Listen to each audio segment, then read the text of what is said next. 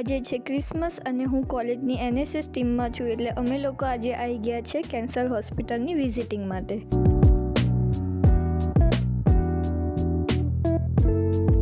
તો કેન્સર હોસ્પિટલમાં આવ્યા છે તો કેન્સર કઈ રીતે થાય છે એ જાણવું પણ ખૂબ જરૂરી છે.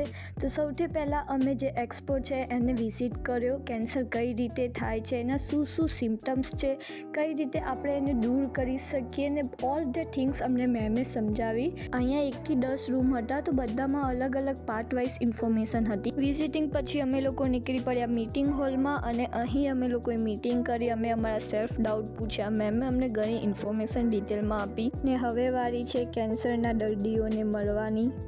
ને મારી પહેલી જ મુલાકાત થઈ આ દાદીથી. ભલે બોલી નહોતા શકતા, ઈશારામાં વાત કરતા હતા, પણ એમની પોઝિટિવ થોટ્સ જોઈને ખરેખર મને બહુ જ સારું લાગ્યું.